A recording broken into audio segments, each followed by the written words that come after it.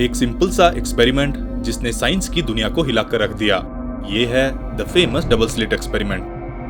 Double slit experiment में हम quantum particles जैसे इलेक्ट्रॉन्स या फोटॉन्स को एक बैरियर की तरफ फायर करते हैं जिसमें दो स्लिट्स होती हैं।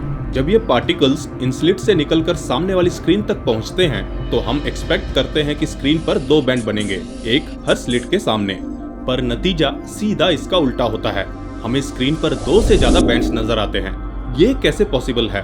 दो स्लिट से गुजरते इलेक्ट्रॉन्स को सिर्फ दो बैंड्स बनाने चाहिए, ये दो से ज्यादा बैंड्स कैसे बना रहे हैं? और जब हम इन स्लिट्स के पास डिटेक्टर लगाकर देखने की कोशिश करते हैं कि इलेक्ट्रॉन्स किस स्लिट से गुजर रहे हैं, तो वो रैंडमली किसी भी स्लिट से गुजरते हैं।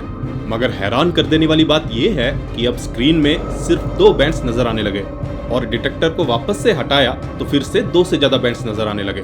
यानी ऑब्जर्वेशन करने पर दो बैंड्स और ऑब्जर्वेशन ना करने पर दो से ज्यादा बैंड्स। इस एक्सपेरिमेंट को आप कितनी बार भी दोहरा लो, हमेशा आपको यही नतीजा मिलने वाला है।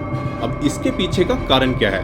देखिए, शुरुआत में हम यही मानते थे कि इलेक्ट्रॉन एक पार्टिकल लाइक बिहेवियर एग्जिबिट करता है, लेकिन अगर यहाँ दो से ज्यादा बैंड्स नजर आ रहे हैं तो इसके पीछे सिर्फ एक ही वजह हो सकती है कि इलेक्ट्रॉन वेव लाइक बिहेवियर भी एग्जिबिट करती है, जिससे इंटरफेरेंस पैटर्न बनता है और हमें दो से ज्यादा बैंड्स नजर आते हैं। मगर अब यहाँ एक बड़ा सवाल ये उठता है कि ऐसा क्यों कि ऑब्जर्व करने पर ये पार्टिकल लाइक बिहेवियर एग्जिबिट करता है और ऑब्जर्व ना करने पर ये वेव लाइक बिहेवियर एग्जिबिट करता है?